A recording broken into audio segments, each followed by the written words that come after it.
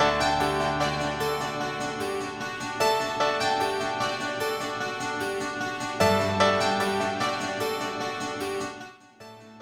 sejahtera, salam damai, salam kasih dalam Kristus, saudara-saudari yang dikasihi dalam Yesus. Bersama saya Pendeta Jacob untuk memberikan kita firman Tuhan yang saya doakan dapat memberikan kita dorongan khususnya pada hari ini. 2000 tahun yang lalu ada satu kejadian di tebing Tasik Galili, di mana Yesus diikuti ramai orang, sehingga pada hari itu orang yang begitu ramai untuk menyuruh mereka pulang adalah sesuatu yang tidak baik, sehingga kan dia berusaha bersama dengan muridnya untuk memberi mereka makan pada hari itu.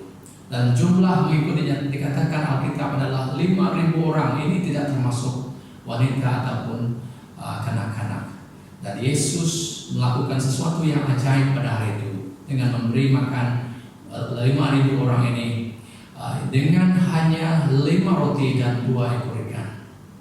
Kejadian ini menyebabkan orang ramai sangat gairah untuk menjadikan Yesus raja mereka. Sebelum ini mereka telah melihat Yesus menyembuhkan orang, dan kini mereka melihat Yesus boleh memberikan mereka makan dengan hanya 5 roti dan 2 ikan. Yesus yang mengetahui rencana mereka ini menyelinap dari golongan orang ramai dan menuju ke bukit untuk berdoa. Namun sebelum itu Yesus memerintahkan agar murid-muridnya menyeberangi danau Galili itu, dan dia akan bertemu dengan mereka di seberang. Pada hari yang indah itu, di petang hari yang indah itu, berlayarlah murid-murid Yesus mengikut arahan Tuhan mereka. Hari begitu indah, cuaca di langit begitu cerah, bintang-bintang berkelipan, begitu juga dengan bulan yang memancar dengan terang, hingga kilauan air yang jernih itu terpancar cahaya bulan yang menyebabkan pelayaran mereka begitu indah sekali dan aman pada petang tersebut. Namun dari cuaca yang begitu aman, begitu indah, tiba-tiba bertukar menjadi cuaca yang gelap, ribut yang kuat, dan ombak pun mula bergelora. Inilah yang menjadikan suasana itu bertukar menjadi kelam kabut bagi murid-murid Yesus yang sedang dalam pelayaran itu. Sebelum ini mereka pernah mengalami pengalaman yang sama. Namun pada ketika itu Yesus ada di perahu bersama dengan mereka apabila mereka menoleh ke belakang dan mendapati dia sedang tidur. Dan Yesus bangun dan meneduhkan ribut dan gelombang. Tetapi kali ini apabila mereka menoleh ke belakang, Yesus tidak ada bersama dengan mereka. Ini menyebabkan mereka merasa lebih takut. Mereka berusaha untuk menimba air keluar dari perahu, tetapi semakin ia dilakukan, semakin banyak air yang memasuki perahu mereka, sehingga rasa seperti perahu mereka hampir tenggelam. Dan Alkitab menyatakan kepada kita kisah ini di dalam buku Yohanes 6, di mana setelah berdayung sekitar 5 batu, setelah mereka berusaha untuk membawa perahu mereka ke tebing sedaya upaya mereka, tiba-tiba di lautan yang penuh bergelora, dalam kerisauan mereka yang memuncak ketika itu, mereka melihat Yesus datang menghampiri mereka berjalan di atas air. Apakah yang mereka rasakan ketika ini? Adakah mereka begitu gembira sekali melihat Yesus yang datang menghampiri mereka? Alkitab katakan mereka sangat takut sekali. Kenapa mereka terus takut sedangkan Yesus sedang menghampiri mereka? Saudara, mereka merasa takut karena mata mereka tidak fokus kepada Yesus yang datang untuk menyelamatkan mereka. Mereka fokus kepada ombak yang tinggi yang seperti akan menenggelami perahu mereka. Mereka melihat kepada ribut yang kuat bertiup yang seperti terus menghanyutkan mereka jauh daripada Tuhan mereka. Mereka melihat kepada perahu mereka yang seperti akan tenggelam karena air yang semakin banyak. Mereka tidak dapat melihat Yesus yang sedang menghampiri. Dan setelah Yesus datang, dan berkata kepada mereka, "Janganlah takut." Di ayat yang ke-20, "Aku Yesus." Lalu dengan senang hati mereka menyambut Dia dan menaikkan Yesus ke dalam perahu. Dan Alkitab katakan pada ketika itu juga sampailah perahu itu di tempat yang dituju.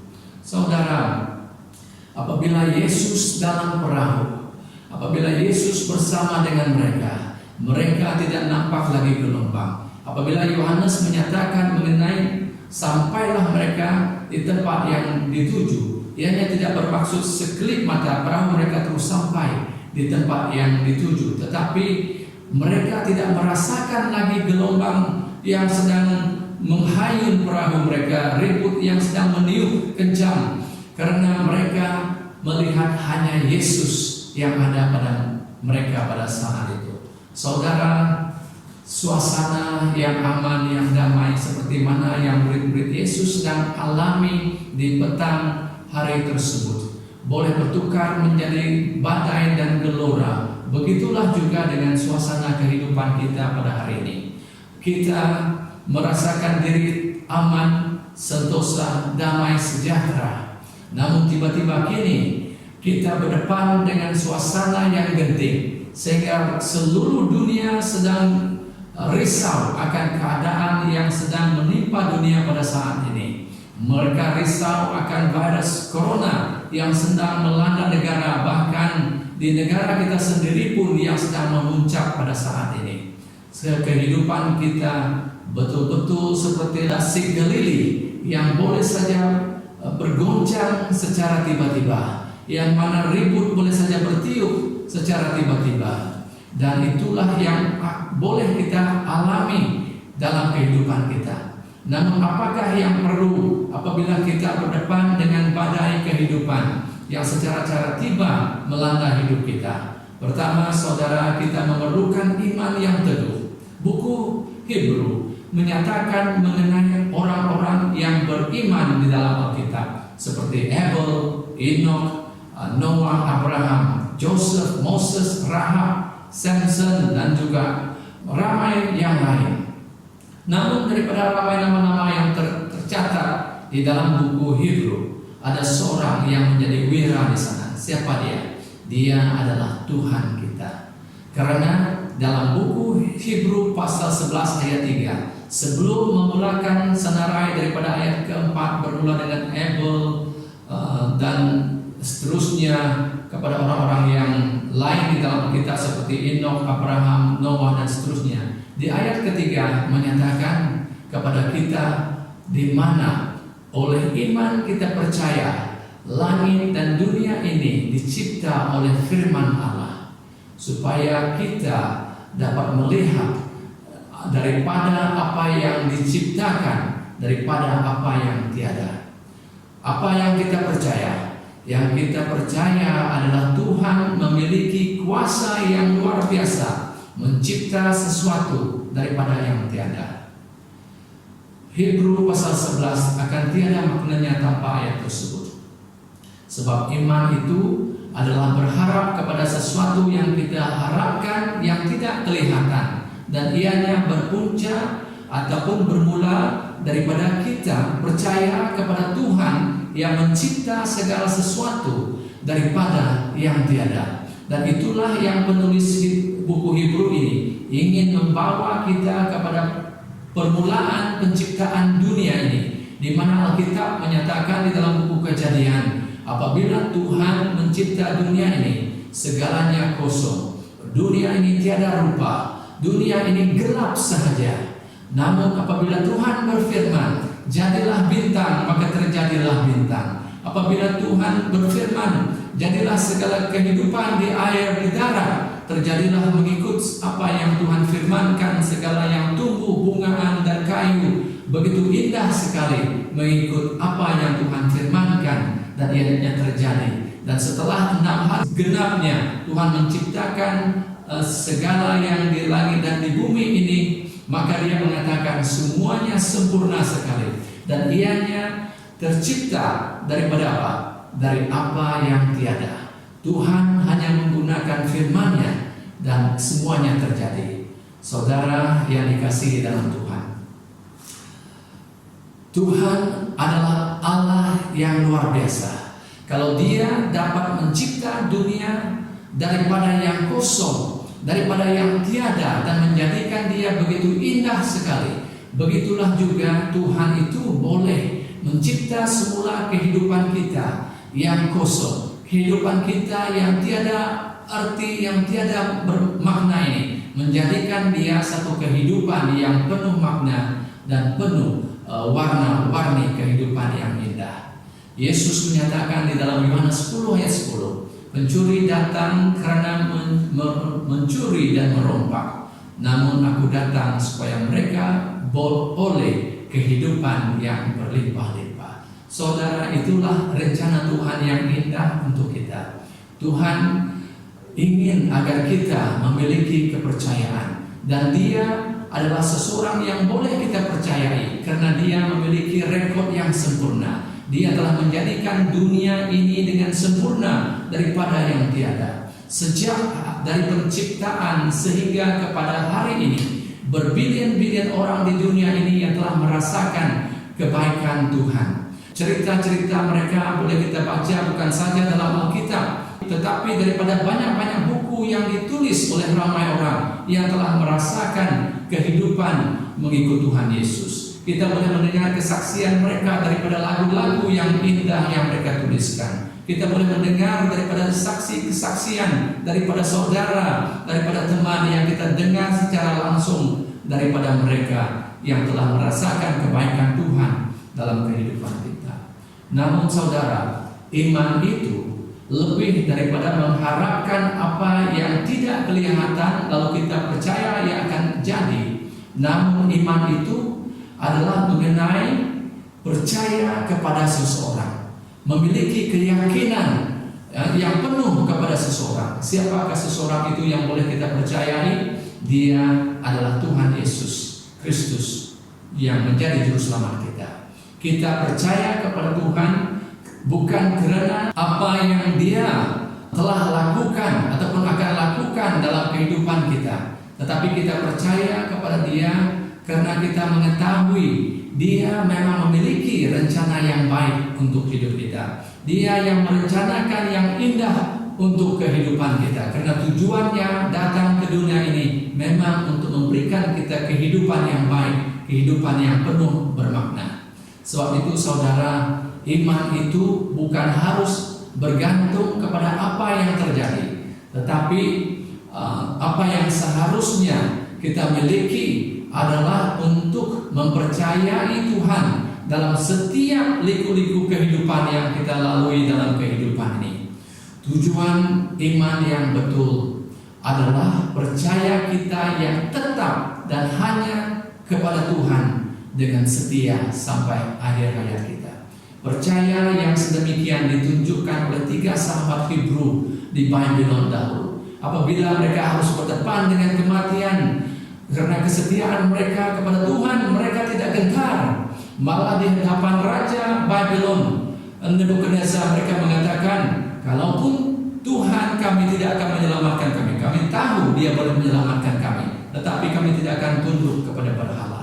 Mereka sanggup mati untuk iman mereka. Mereka tidak kisah adakah mereka akan dibakar ataupun tidak. Yang pasti mereka tahu apapun yang berlaku, itulah yang terbaik untuk kehidupan mereka daripada Tuhan. Seperti Abraham yang penuh percaya, walaupun sukar untuk dia menyerahkan anaknya Ishak sebagai persembahan bakaran, korban bakaran kepada Tuhan, namun dia juga sanggup menyerahkan walaupun itu satu-satunya anak yang dia sayangi. Nah, itulah iman yang harus kita miliki. Dan yang kedua, apabila badai melanda kehidupan kita, kita harus terus belajar memuji Tuhan. Bukan saja iman itu penting, tapi kita juga harus terus boleh memuji Tuhan. Raja Jehoshafat, ketika dia mengetahui orang Amon, orang Moab, dan Edom bersekutu untuk menyerang dia, Raja mengumpulkan umat-umatnya dan dia membawa mereka untuk berdoa. Alkitab menyatakan di dalam buku 2 Tawarikh pasal 20 daripada ayat 13, kamu boleh membaca Orang Juda semua datang bersama dengan anak istri mereka. Mereka berkumpul di rumah Tuhan dan berdoa. Saudara, ayat ini mengajar kita satu perkara. Di saat kita sedang diserang dari segala penusuk kekhawatiran yang sedang melanda kita, di saat kita sedang kerisauan akan apa yang melanda kita hari ini, gunalah masa ini untuk mengumpul keluarga kita, anak istri kita, untuk melakukan satu perkara, yaitu untuk berdoa dan memuliakan nama Tuhan. Dan di ayat yang ke-15, apabila umat-umat Tuhan ini sedang berkumpul dan berdoa, melalui seorang umatnya, Tuhan menyatakan firman-Nya sedemikian. Di dalam ayat yang ke-15, Tuhan berfirman, kamu tidak boleh putus asa atau takut, karena yang bertempur bukan kamu, melainkan Allah. Saudara, itulah berita yang terindah yang mereka dengar. Lalu apabila raja mendengar firman tersebut, maka merebahkanlah dia ke tanah dan menyembah Tuhan bersama dengan umat-umat Tuhan yang lain. Begitu juga dengan orang Lewi, bangkit lalu memuji Tuhan dengan suara yang nyaring. Saudara, mereka begitu kagum sekali karena Tuhan telah mengatakan kepada mereka di ayat yang ke-17, Tuhan hanya berfirman dan mengatakan sedemikian, ambillah tempat kamu, lalu tunggulah, kamu akan melihat dan Tuhan akan memberikan kemenangan bagi kamu. Tuhan hanya menyuruh mereka berdiri, hanya berdiri dan menunggu dan melihat apa yang Tuhan lakukan. Namun Raja Jehoshafat bertindak lebih daripada itu untuk menunjukkan kepercayaan dan imannya yang tinggi kepada Tuhan. Maka Raja Jehoshafat memerintahkan kepada beberapa orang penyanyi supaya mereka menggunakan pakaian yang biasa dipakai dalam upacara agama.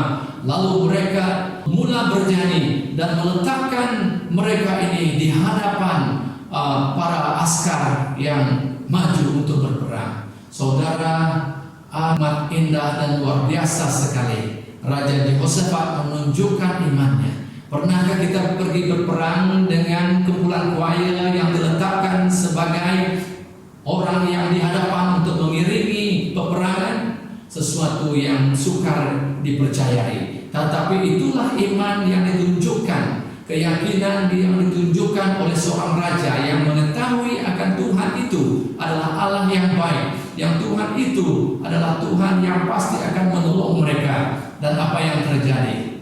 Dan sementara mereka bernyanyi, sementara pakaian digunakan oleh mereka yang bernyanyi, Tuhan membuat satu hendapan dan menyerang orang Amon, orang Moab dan orang Edom. Maka berperanglah mereka bersama sendiri dan membunuh sama sendiri. Saudara, dua pelajaran penting dari kisah Raja Jehoshafat. Pertama, memuji Tuhan itu merupakan tanda kita percaya kepada Tuhan.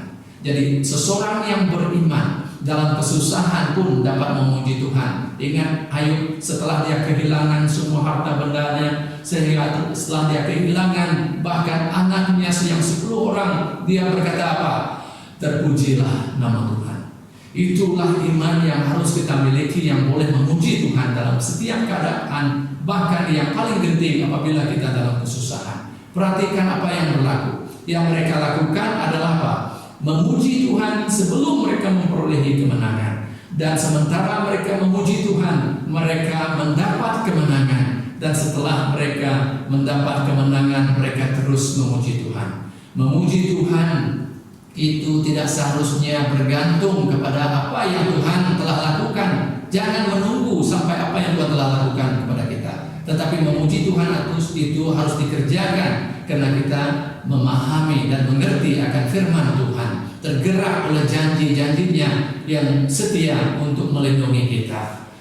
Jadi saudara, apabila kita memiliki iman dalam Tuhan, kita tidak akan menanti masa yang baik, masa apabila kita telah sembuh daripada penyakit, masa apabila kita telah bebas daripada permasalahan kita, baru kita ingin memuji Tuhan. Tetapi kita akan tetap memuji Tuhan dalam kesusahan, dalam cerita sekalipun, karena kita mengetahui yang terbaik itu di hadapan kita, yang terbaik itu sedang Tuhan lakukan dalam kehidupan kita. Jadi yang kedua, memuji Tuhan itu datang dari hati kita yang berterima kasih. Adakah kita berterima kasih? Raja Yehoshafat dan orang-orang Israel pada saat itu amat berterima kasih kepada Tuhan. Sudahkah mereka melihat kemenangan? Belum. Musuh sedang mengelilingi mereka, namun mereka terus memuji Tuhan. Saat ini saudara, kita sedang dikelilingi oleh setan, oleh musuh yang sedang menyerang kita dari segala pelosok, dari segala sudut. Dan apa yang harus kita lakukan? Kita harus memuji Tuhan. Meskipun dari sudut satu virus corona sedang datang, meskipun dari sudut satu lagi mungkin cancer sedang datang kepada kehidupan kita, mungkin dari sudut yang lain masalah ekonomi yang meruncing dan merisaukan kita sedang melanda, sedang menuju ke arah kita, masalah yang lain kekeluargaan dan sebagainya sedang menunggu kita, sedang ke arah kita ataupun sedang kita alami. Namun dari segala sudut yang sedemikian, Yehoshafat mengajar kita satu perkara, untuk memuliakan Tuhan dalam keadaan yang sukar sekalipun. Dan itulah yang ditunjukkan mereka, karena mereka berterima kasih kepada apa yang akan Tuhan lakukan bagi mereka, karena mereka mengetahui perang itu bukan milik mereka. Saudara, coronavirus bukan peperangan kita, penyakit bukan peperangan kita, masalah ekonomi, masalah dunia bukan peperangan kita. Kita tidak memiliki kepakaran dan cara untuk memerangi semua ini. Yang Tuhan telah katakan kepada kita, perang ini bukan milik kamu, tetapi perang ini adalah perang Tuhan, dan Dia yang akan memberikan kita kemenangan. Yesus sendiri telah berkata kepada kita di dalam Yohanes 16 ayat 33, Dia berkata, di dunia kamu akan menderita, tetapi tabahkanlah hati kamu, karena aku sudah mengalahkan dunia. Saudara, kita sedang menderita di dunia hari ini, tetapi ingatlah kata Yesus, tabahkan hati kita. Kenapa? Yesus telah mengalahkan dunia. Saudara yang dikasihi dalam Kristus, pujilah Tuhan.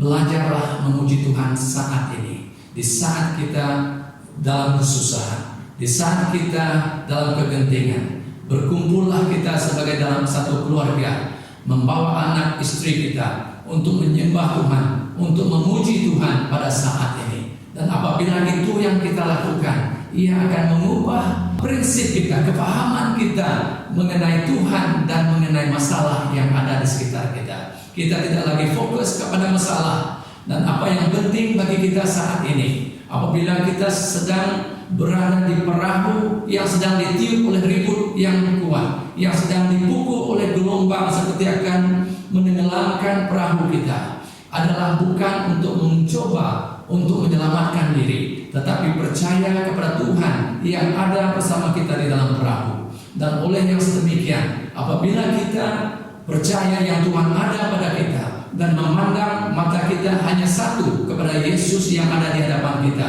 maka gelombang, badai, ribut, taufan yang sedang melanda tidak akan kelihatan, karena Ia telah diselabungi oleh Yesus yang ada di hadapan kita.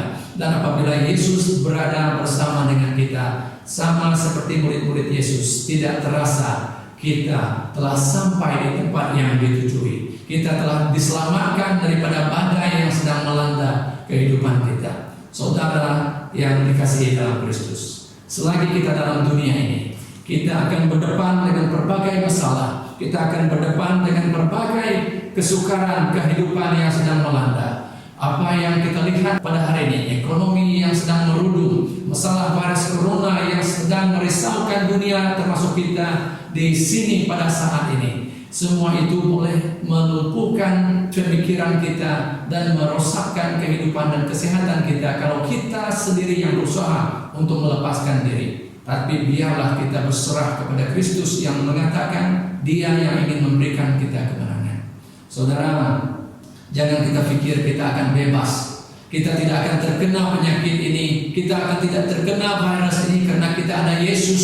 Karena ada Yesus dalam perahu. Kita ingat, anak murid Yesus belayar karena mereka diperintahkan Yesus untuk belayar. Dalam pelayaran apa yang mereka lalui? Mereka berdepan dengan badai, mereka berdepan dengan ombak yang hampir menenggelami mereka. Adakah mereka risau? Ya, mereka risau. Tetapi Yesus tetap turun dari bukit di mana tempat Dia berdoa. Dia pergi menyelamatkan umatnya.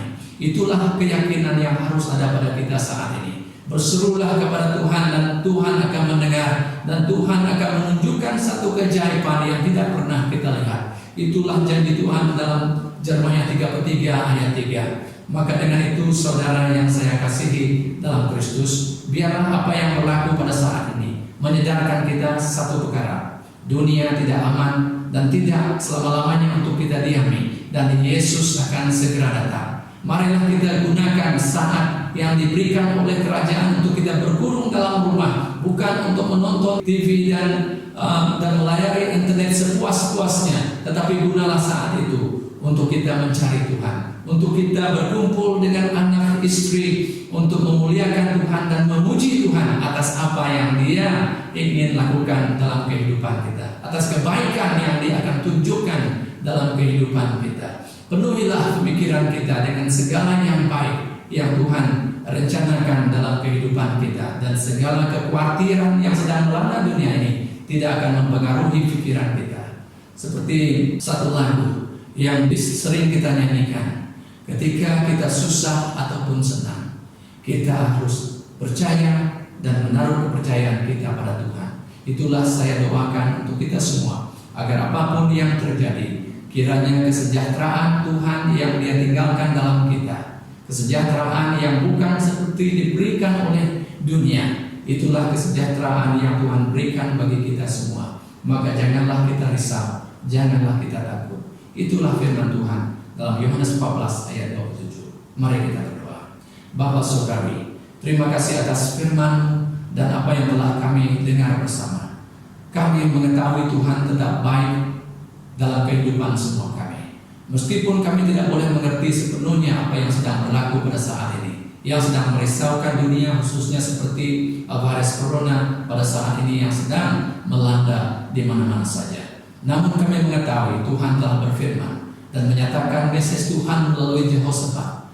Peperangan ini bukan kami, ini adalah peperangan Tuhan, dan Tuhan akan memberikan kemenangan bagi umatnya. Dan sementara hari itu tiba, sementara kemenangan itu datang, kami harus belajar seperti Jehoshaphat, memuji Tuhan saat ini, meskipun kemenangan itu belum kami miliki, karena kami mengetahui Tuhan itu baik, rencana Tuhan itu indah. Yesus datang untuk memberikan kami kehidupan yang berlimpah, dan itulah keinginan kami dan permintaan kami untuk Tuhan, agar kami menjadi orang yang percaya, yang memiliki iman yang teguh seperti tiga anak Hebrew yang setia kepada Tuhan sehingga akhir hayat mereka. Tidak kira dalam susah, dalam derita, dalam senang, dalam air mata sekalipun, biarlah kami tetap percaya dan menaruh kepercayaan kami hanya satu, yaitu pada hanya Yesus Kristus Tuhan kami saja. Berkati semua yang mendengar rancangan ini, agar segala kerisauan mereka diambil, agar Tuhan memberkati mereka dan membebaskan mereka dari segala belenggu dan kerisauan mereka.